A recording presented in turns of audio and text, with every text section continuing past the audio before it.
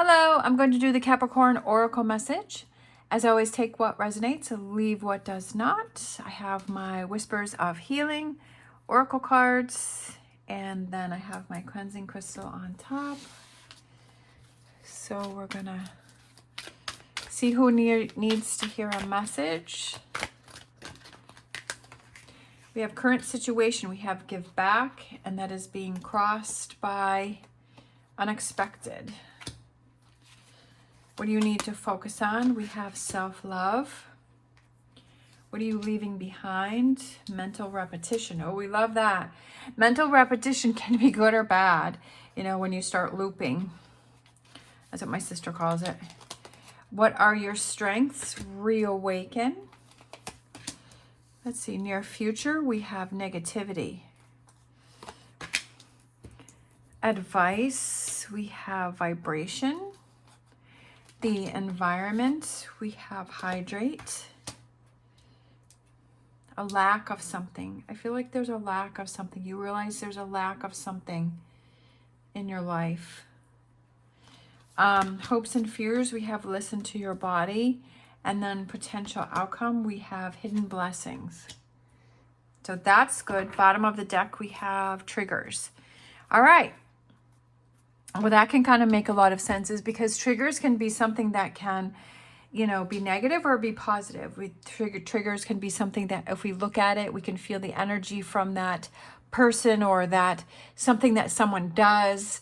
It could be an object, I believe, too, because you can look at something and it can remind you of something and it can be a negative trigger.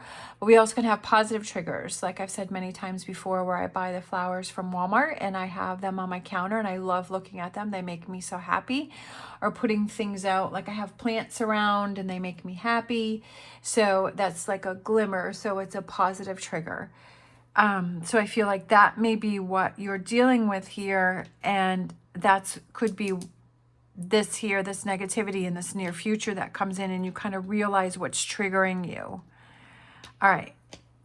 Problem with nails, you can't. Okay. So if current situation is giving back, and then we have that crossed by unexpected. So I feel like something unexpected happened, like you weren't expecting something to happen, and that may have triggered you. It could be something that somebody said, something that somebody did.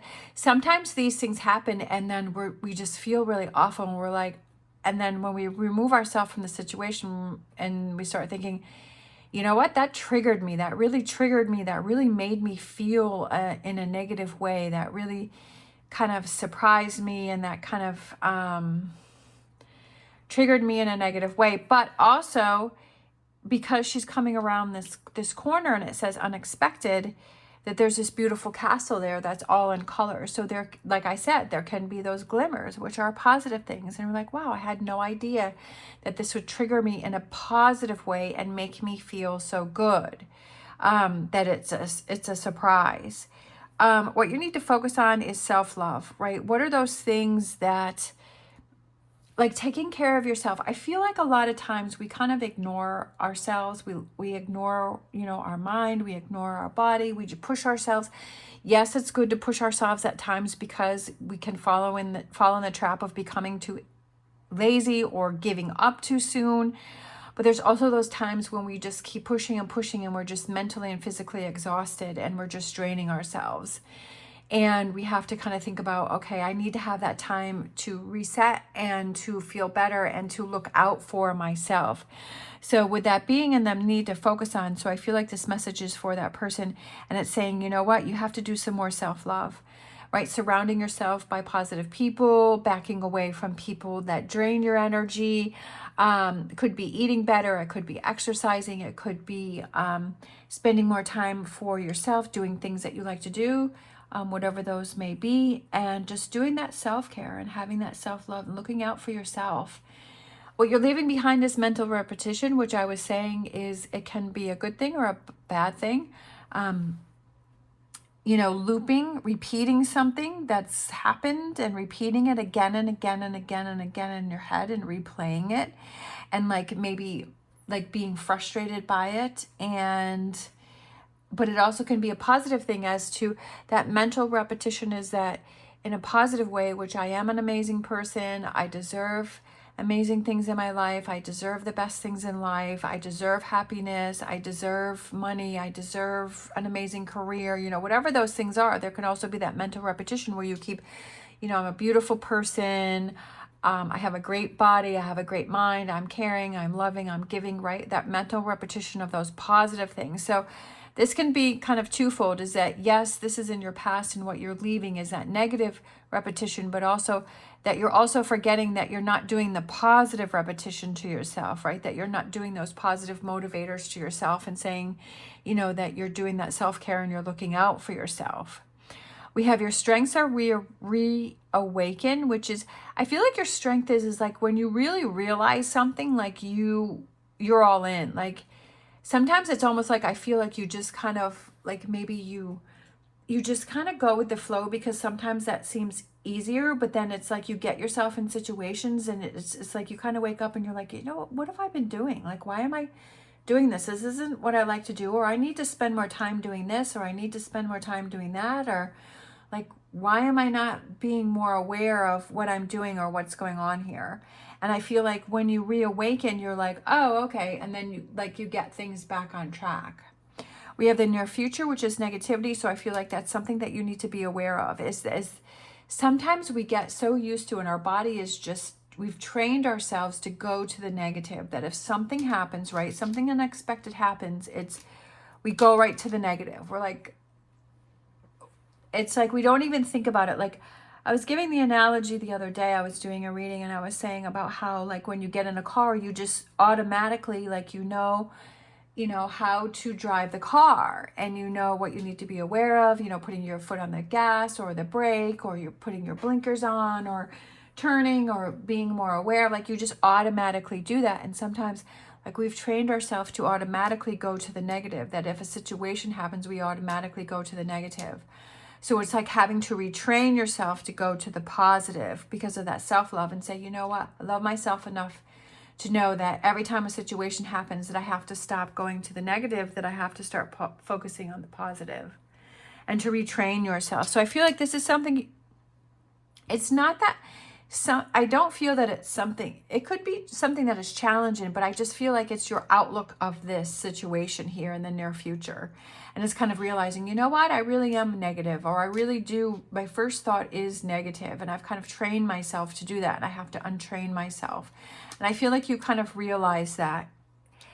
We have advice, which is your vibration. Where are you vibrating at? Are you vibrating at a lower level, which is negativity, which is this right here, or are you vibrating at a higher level? What energy are you putting out to the universe? Is it negative and saying this isn't going to happen, and I don't deserve this, and I need to lose weight, and you know, I don't know, I don't like this and I don't like that, right? Is that your vibration where you're putting out this negativity? Or are you putting out this positive vibration? What is your vibration? So the advice is to have that positive vibration.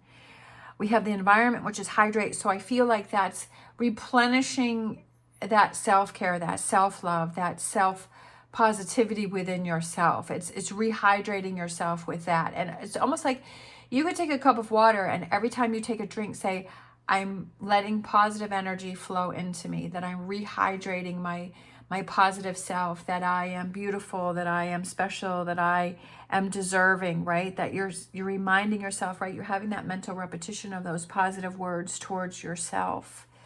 The hopes and fears is listen to your body. So learning to listen to your body, that when it needs that, it's like, you know, it's like having that friend or that child, and it's like, you know, that child's or friend is having a hard day, and like you're listening to that person, and that person is saying, you know, you see that person is saying, I'm really having a hard time today, I'm really struggling. And so then you react to that and you say, well, let's go out to dinner, or why don't you come on over and we'll watch a movie, or let's do this or let's do that, right? And you want to do that for that person. So I feel like it's listening to yourself and saying, you know what, I'm feeling a little off today, or I'm not feeling right today, so I'm going to listen to my body, and my body needs rest, or my body needs something different to do today, or it needs healthier food, or it needs to get some exercise, or it needs to go have fun today, or it needs some self-care in some certain way, and listening to that and taking care of it. And your body rewards you with that. And it says thank you. And you feel better and you feel lighter and you feel more motivated. And it's a hidden blessing, right? It's a hidden blessing when you realize, you know what? When I do the self-care, even though it's like right now, like maybe you feel like it's going out of your way, or it's like a problem, or it's an issue, or it's a this or a that, right? That you're going to the negative, but when you realize it's a hidden blessing, when I listen to that and I do the self-care and I feel so much better that I can deal with challenges, I can deal with those tough conversations, or dealing with those people that I have to be around that I know that do not make me the happiest. You know, we all have those people that we have to, you know, it could be at work. It's like, oh, I really don't want to deal with that person. But when you feel rested and you feel good, then you're like, oh, you can deal with it so much more. You have a big project coming up and you're like, well, if you're tired and you're running to the ground, then it seems more daunting. But when you feel rested, you feel like, okay, let's take it on. Let's get through this and let's do this. So definitely, I feel like it's more self-exploration and self-realization here for you. But taking that time for yourself, and being aware of the negativity and the mental repetition. Is it negative or positive? And being aware of those triggers that you have around yourself. All right, we have our angel answers, and we have there's something better. Oh, I like that one. There's something better. Without a doubt, there's something better.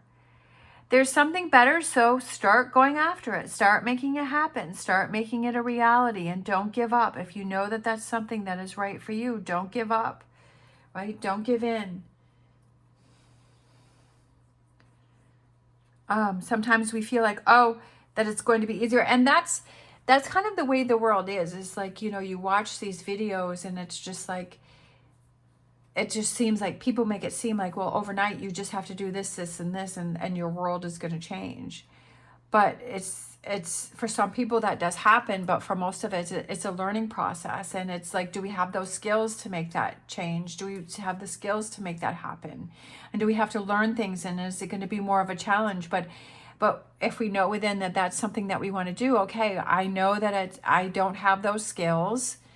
Like I'm trying to do my Etsy shop, and I'm, you know, it becomes, my problem is that I watch too many videos and then it becomes too overwhelming, and then people make it seem so easy, and then they contradict each other, and then it's like, well, are they really trying to help you out, or are they just trying to get views on their own videos? And it's like, so you have to pick apart the information that's going to work for you, and it becomes overwhelming. And I want my Etsy shop to be successful. I'm really excited for it, but it's also a scary thing. But it's like you have to push through, and so you just have to keep trying things and see what works and see what doesn't work, and the things that do work, build on those, and the things that don't work, drop those off. And it's just like learning that, because I have no sense of business. I mean, I don't really know anything about business, so I'm just creative. I like to be creative. Like I'd like to just create my stuff and have somebody else take care of all the social media and the business end and the taxes and all that stuff. Like I'd just love to have somebody else take care of all that, so I could just be creative and do my thing. But I'm having to learn all those other things, and I want this bad enough, is that I'm pushing through and I'm trying to figure things out. So I feel like that's you too, is that there is something better, you know, and you have to have that realization within yourself. And like within me, I'm like, I'm not a business person. I don't know how to work numbers. I'm not a marketing, you know, I don't know how to market things. I'm trying to learn.